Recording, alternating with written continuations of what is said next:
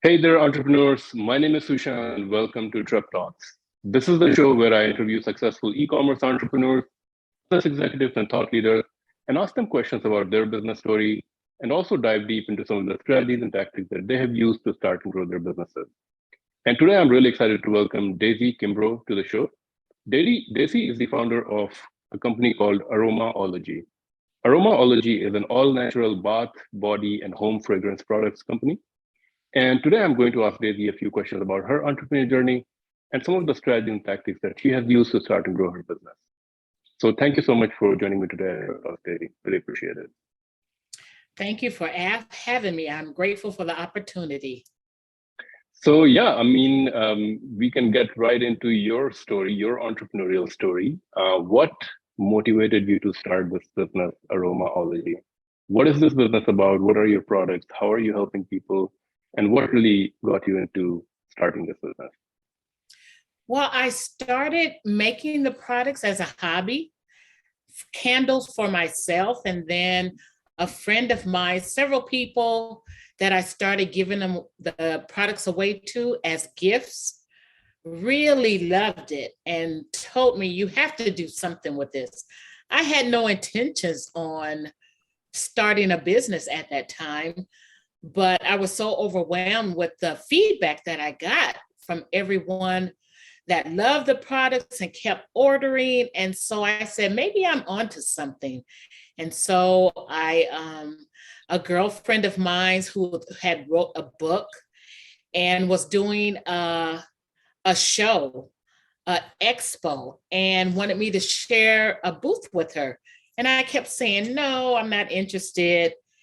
She kept telling me, you have to do this, Daisy. I'm not going to stop bugging you about this. I'm going to come knock on your door every day. She came and knocked on my door every day for 2 weeks. So I got tired of her. I said, okay, leave me alone. I'll go ahead and sign up and share a booth with you. And the event was 3 days. I sold out the first day. That's when I knew I was onto something. So what is unique about these products? Because to me, as a man, when I look at these beauty products, I'm thinking, there's so many beauty products out there, and on your website you have body oil, body scrubs, body butter, and all these different beauty products. What makes your products different? Like, what do you think you really tapped into when you kind of sold out all your products on the first day? What did the customers like about your products? They love the scent, the smell.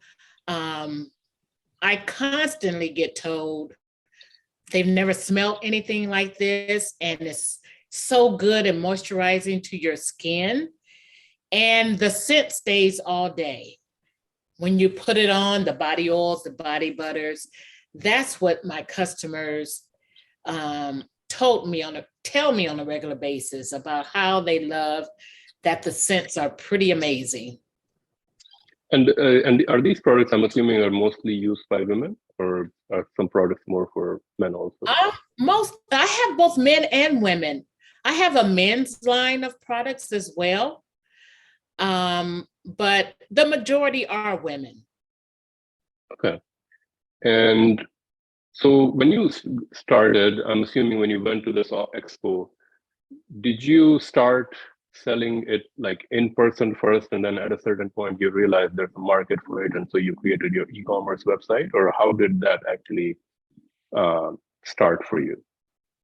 Well, yeah, after the expo, my dentist that I worked for in Beverly Hills, I was working full time at that time, found out what I was doing because I had to take time off from work to do this. And once I told her about and showed her the product, she started selling them in the dental office for me. Okay.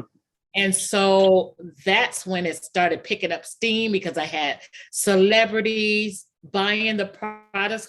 In the dental office in Beverly Hills, we saw a lot of celebrities. And so they started buying it and it just took off from there.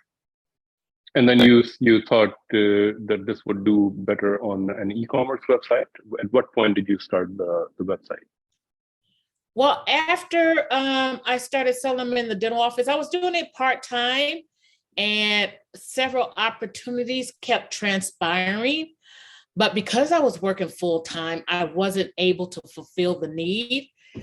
So after probably about a year, I developed the e-commerce website. No, first I'm on Etsy. Are you familiar with Etsy? I am, yes. It's a marketplace. Okay. Yeah. So first I started on Etsy and I did pretty well. And after I had Etsy, thought about developing the website. And so I did that, and that was very successful. But most of my success has been on Etsy, actually. Okay. Even now, it's most of your business so is on Etsy, and you don't sell on Amazon. I don't sell on Amazon. I sell on Etsy. I sell on Wayfair. There's different platforms I do sell on, but my biggest seller is Etsy. Okay. And so originally, you basically were formulating these products, what, in your own home, in your own kitchen. And as you've grown, how has your manufacturing changed? Are you still creating your own products, or is it something that you're getting help from other people or other companies that are creating your products? No, I formulated all of my products and I hand make them. I want to keep the integrity of my products because I've heard so many times when you go to big manufacturers to make the product for you, it loses some of its integrity and components. So I didn't want that to happen.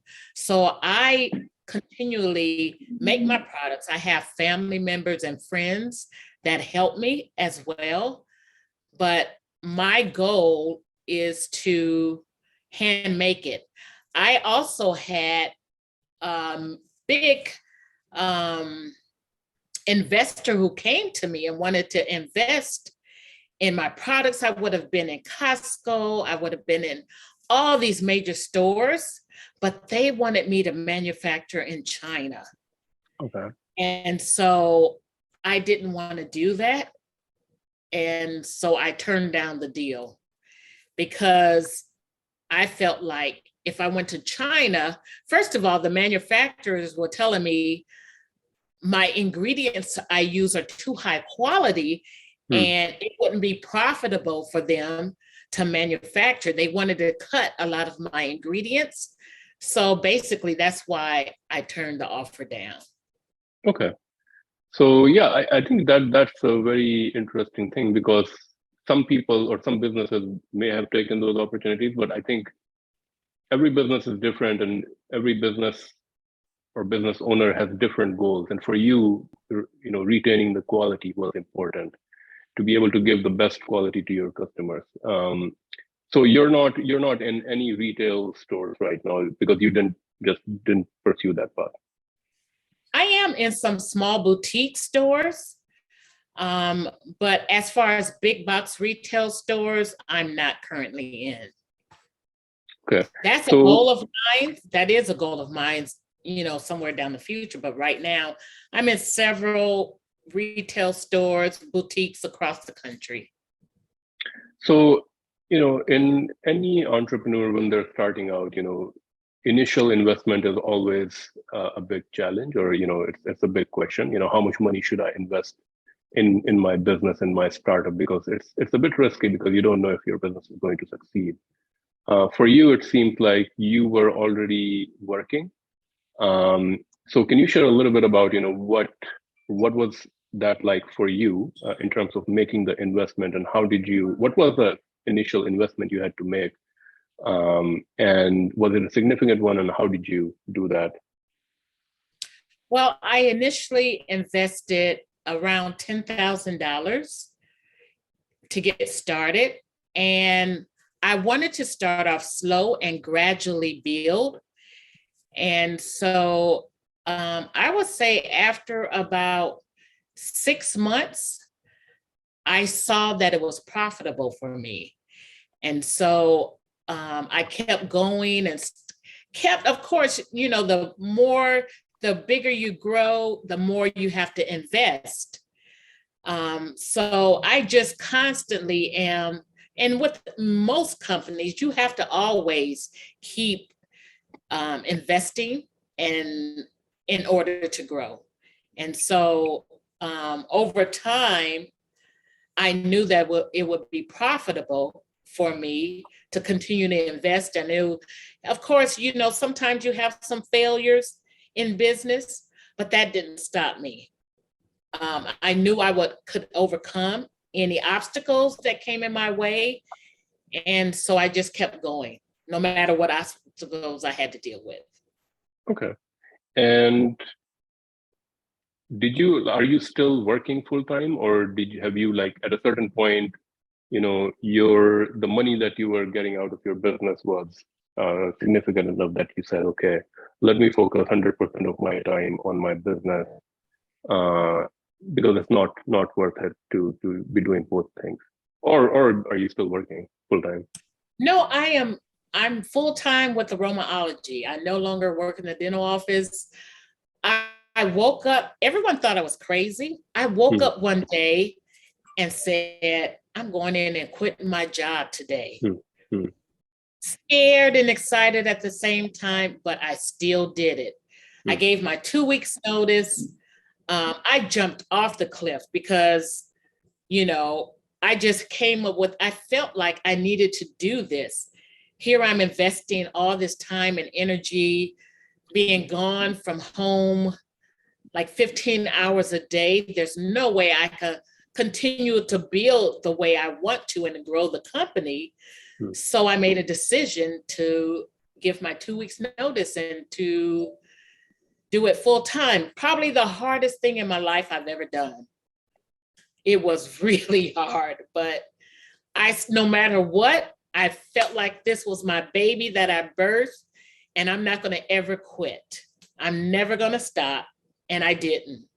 And it has paid off Well, I significantly. think that's awesome. I mean, I guess there's two things there, right? Number one, you probably intuitively knew that at a certain point that, yes, this is working, and if I focus 100% of my time, I can grow it. Like, so you probably at a certain point you got that confidence. And then number two, it's always like, when you're building your own business, and you're quitting your job, I mean, you're building your skills, right? So you can always, if things don't work out in the business, you can always go back, find another job. So I think a lot of the time for entrepreneurs, um, there is a certain risk, and entrepreneurs feel this fear of quitting the job, and quitting that bi-weekly pay or weekly pay, whatever it is. But ultimately, I don't think there's anything to lose, like, because entrepreneurship, when you're on the journey, you're learning so much that you have so many skills you can contribute, and you can find job really, really easily. Um, were you going to say Yeah, something? I thought I said, because when all my families and friends were asking me, are you sure you want to do this? You have a great job and you work with great people and you love what you do. I said, yeah, I can always go back and find another job if it doesn't work out, but I'm not, because I am going to make this work. I didn't have a plan B because I was adamant on making this work. That's awesome. So you said that your primary sales channel is Etsy. Have you learned anything about your target market? Like, what is the kind of person who actually buys these products? And do you think about how to diversify your sales channel? Because if you are depending too much on one place to, which is your main source of sales, if Mhm. Etsy makes some changes to their business, or something happens, maybe they're acquired by a different company and they decide to do something else. Basically, you lose your business overnight, or you lose significant portion of your business.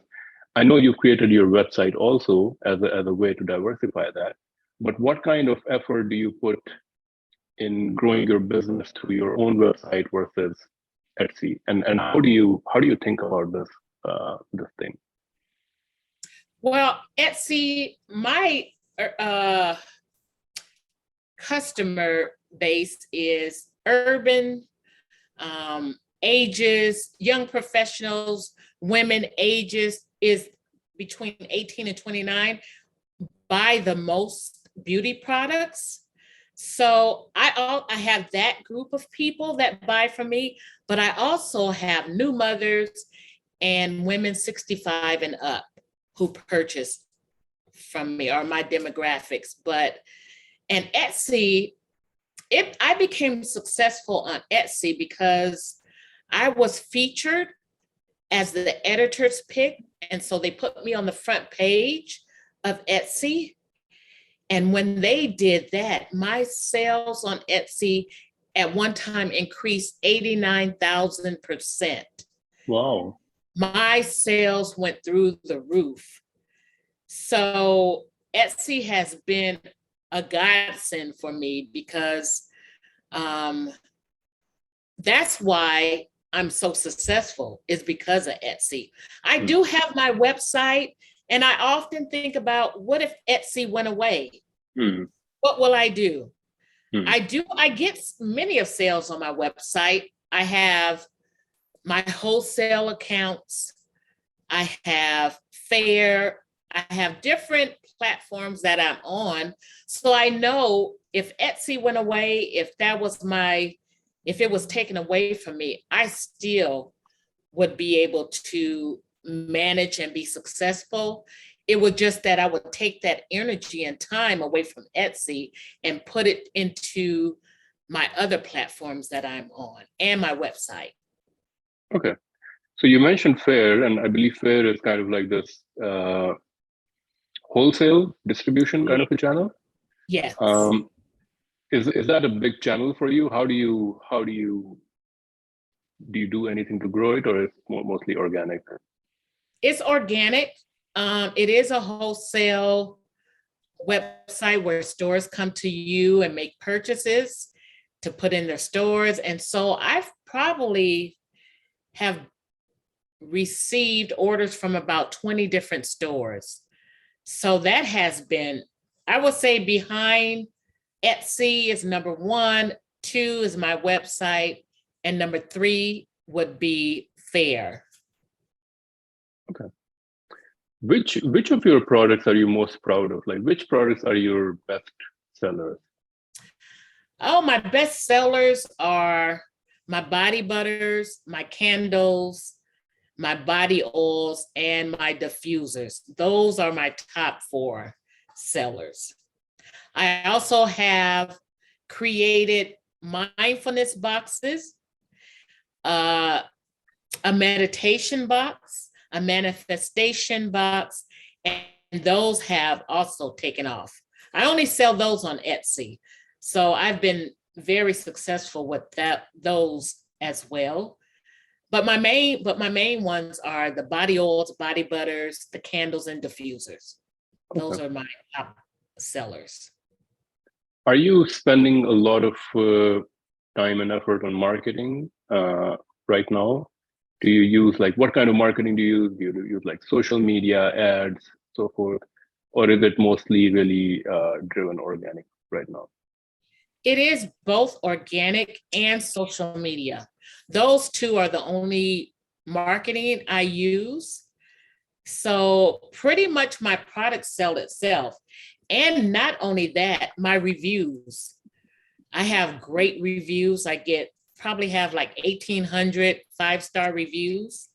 So that also adds into my marketing as well. But no, it's mostly organic and also social media.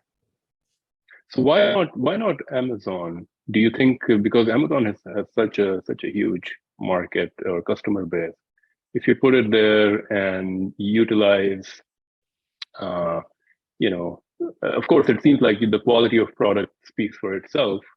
So don't you think that if you go on Amazon, that you can get an additional source of revenue?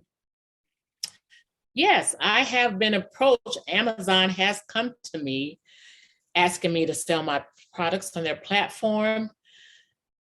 I just haven't done it yet. It takes a lot of time, energy, and effort. in putting it together.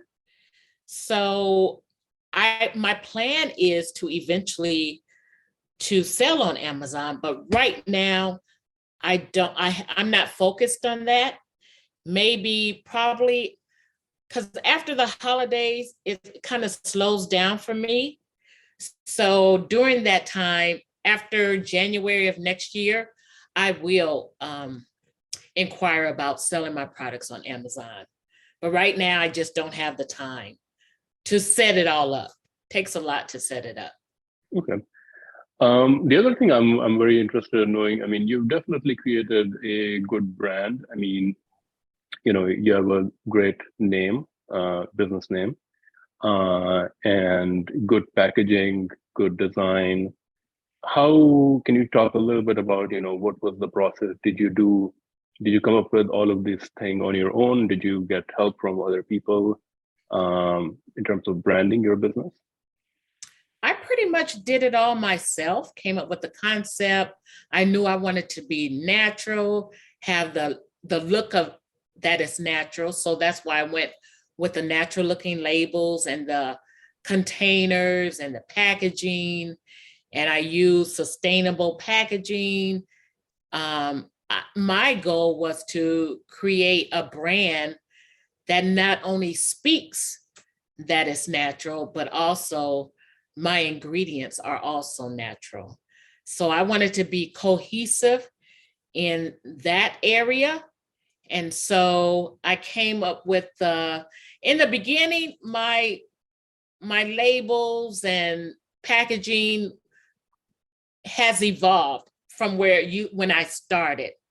And I'm happy with where it's at right now. I get a lot of good feedback on my branding. So I do plan to do some tweaking to, make it more pleasing to my customers, upgrade my packaging a little more and my labels. And so that will probably happen next year as well. So how did you learn to create all these products? Like, did you watch YouTube videos? Did you read a book? Like, how did you learn to create these products? No, I didn't do YouTube. I pretty much did research because I made my first product in 1998. Okay. And that was a candle. And then I also wanted to create the body butter. So I did a lot of research on ingredients that will be natural and organic for your skin and will help with, any conditions that wouldn't irritate the skin. And I wanted to be non-toxic. So I researched shea butter. It wasn't popular back in 1998. And didn't have easy access to it either. But I did find it and I started playing with it because at that time, a lot of companies were buying the base and just add the fragrance to create the body butter. But I wanted to create my base. So it was a lot of experimenting, trial and errors. It took me 2 years to finally get down my formula for the body butters. And so I'm very happy with it. I get great feedback on it. And yeah, it was a lot of work and it took a lot of time, but I finally mastered it. That's great. I mean, you're truly an innovator. I mean, in terms of really taking the time to learn about it and create something that works and that's your own. So that's really what innovation is. Are you selling mostly in US right now, or are you selling in international markets also? I have customers all over the world, UK, Canada, Dubai, just all over. I get customers, China, Hawaii, I mean, all over. So people can buy easily through Etsy. And how do you ship it out then? Like, Do you use your own shipping company to ship it out, or is it shipped out through like a different warehouse? No, I use either UPS or I use FedEx slightly, but the majority of my orders are shipped through USPS. USPS, okay. Hmm? Yes. And if somebody is living internationally, is it like the time frame that it takes for the package to get there is reasonable? Like they don't complain about getting it, like after 30 days or something with the USPS? No, with UPS, they're pretty quick. I haven't had any complaints from my international customers. I would say their order arrives no later than 1 week. Okay, cool. Uh, what does your team look like right now? Is it how many people are you employing? How many people are you working with right now? Well, I have myself, I have my daughter who is like my assistant and my organizer because she keeps everything flowing and together. Then I have my, of course, accountant that keeps me on track on my profit and loss and everything. Then I also have my team that helps with the packaging. I mean, not the packaging, shipping that Hmm. ships packages and fulfills the orders and ship them out. I don't have to go and deliver and to take it to the post office. They come and pick up from me every day. Okay. So that's pretty much what my team entails. I also have my graphics team who helps with, if I wanted to, when I create a new a product, and I need to create a label or also my social media because that takes a lot with graphics and marketing, and they help with that. So that's pretty much I'm sorry. Okay. Mhm. That's pretty much who my team is. Okay. So what does future look like for you, for your business? Do you want to continue just keeping on the same kind of business model where you're creating the product, getting orders from Etsy, or do you have like 5 years down the road, 10 years down the road, your vision for business is a little bit different, where you are a much bigger business with more employees, and you're kind of like CEO and more of the people managing, or the big ideas kind of person, or you want to keep it small? No, I want to keep growing. I want to take it, the possibilities are endless, and I want to take advantage of every opportunity. So, of course, you can only do so much at one time. So, little by little, I have a timeline of what I want to do at a certain point, my 1 year goal, my 5 year goal, my 10-year goal. I have plans. I've been approached by Wayfair. There's a department store here in Atlanta called Belks. So I can only do so much. I take it one by one. And I would love to one day be a household name.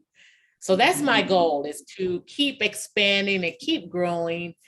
And who knows, eventually, possibly even having my own brick and mortar. Okay, that makes sense. So in every entrepreneur journey, there's always mistakes made, lessons learned, failures. In your journey, what have been some big mistakes, like one big mistake that you think would have killed your business or something like that? What did you learn from it? What can other entrepreneurs learn from your mistakes? Oh, I made many mistakes.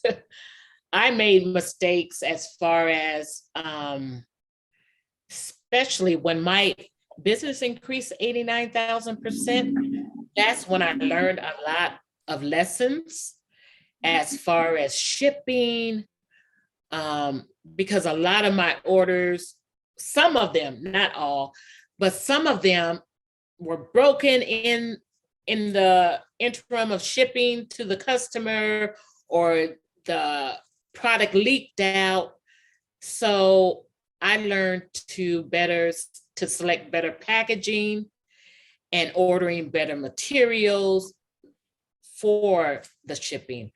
But yeah, that was probably my biggest mistake, was when I was all of a sudden I'm hit with all these orders and not used to shipping on that larger scale.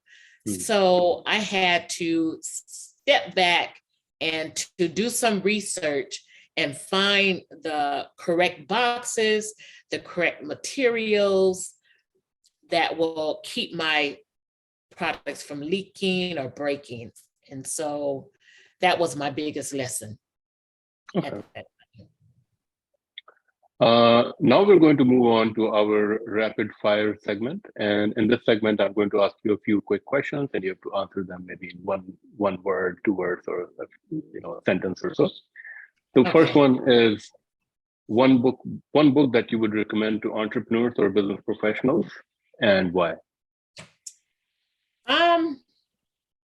I have so many books because I read on a regular basis, because I feel that in order to grow your company, you have to grow yourself as well. And so the person that I am now will not be the person that I want to be or where I want my customer to be. But I believe one of the books that really helped me in success would be I don't know if you ever heard of the 5 a.m. Club. Yeah, I have. Yeah. Robin Sharma. Yes. Yes. I will recommend that book because it changed my life. When you create, you have to have a routine, a morning routine to jumpstart your day. And so, he talks about get up in the morning. First thing you do is move and exercise. You be grateful, have a grateful journey, write down things you're grateful for because it will attract more things to you that you want. Pray, plan, constantly learn, and read daily. And so that book helped me.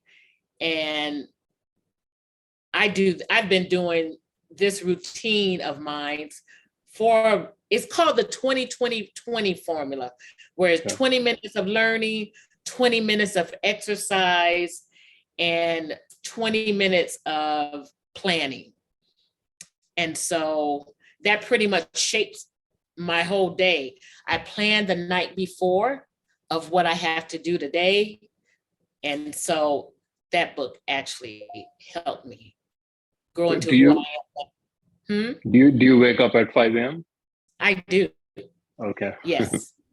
It was a habit. It wasn't hard for me to do because when I worked at the dental office for 13 years, I woke up at 4 a.m.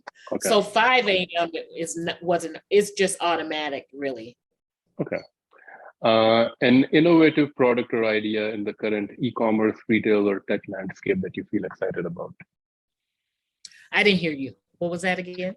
A product or idea that you feel excited about. It could be related to e-commerce, retail, or technology. Oh, a product that I'm excited about? Not my product, but yeah, any other product that you like to use. Oh, wow. Well, let's see. There are so many. I would say books because I'm an avid reader. So I know that's not really a product, but I love to read and I love books. And so. And you read hard copy or you read it like on your iPad or Kindle or something like that? Well, I read both audiobooks on Audible and I also read hard. I like to feel the books also. So I read both. I mean, I listen to audio like while I'm working. And I also listen a lot on YouTube to books and motivational speakers. And so, yeah, I would There you say go. I mean, it's audible, then I guess, that's the product that you use yes. in addition to hard copy. Yeah. A business or productivity tool or software that you would recommend, or a productivity tip? A business software that I use. For Is that productivity, or a tip for productivity? for productivity, I have created my own system as far as productivity on Excel. Hmm. And that's how I keep track of all of my goods, my sales, my vendors. I pretty much created because I've researched and it wasn't anything that fit what I needed. So I created my own. Okay. Uh, an entrepreneur or business person whom you look up to, or someone who inspires you? Oh, well, I would say who really inspired me was my mom and my grandmother. They were both entrepreneurs. My grandmother had her own daycare center, and my mom was a hairstylist. And they pretty much instilled those principles in me because on the weekends, when I wasn't in school, I had to work in my mom's hair salon. And then during the summers, I worked at my grandmother's daycare. So they pretty much gave me the entrepreneurship skills. And I believe that's why I'm here today, is because of them. Okay. And final question, best business advice you ever received or you would give to other entrepreneurs? The best advice I received and that I will give to any entrepreneur out there is that failure is a part of the plan of success. You're going to fail, but you don't really fail unless you quit. Hmm. I look at failure as a means of a new direction. The path that you're on is not working. So you have to venture off in another direction. But as long as you don't give up, you won't fail. It always works out. It may be a difficult time, but you look at those failures as an opportunity to grow yourself and to learn from the mistakes you made. And you will be successful as long as you don't give up. Perfect. That's a great advice. So, Devi, thank you so much. Those were all the questions that I had. Really want to thank you for your time today, for sharing your business story, entrepreneurship story, how you grew your business, all the challenges that you faced. If someone watching this interview wants to purchase your products, what is the best way they can do that? They can purchase on Etsy. It's etsy.com/aromaology, or you can just go on Etsy and research aromaology and I will pop up. Or my website is daisies.aromaology.com. Awesome. Well, Devi, thank you so much again. Really, really appreciated your time and sharing your story. So thanks again for joining me today at Trip Talks. I appreciate you. Thank you for having me. Thank you.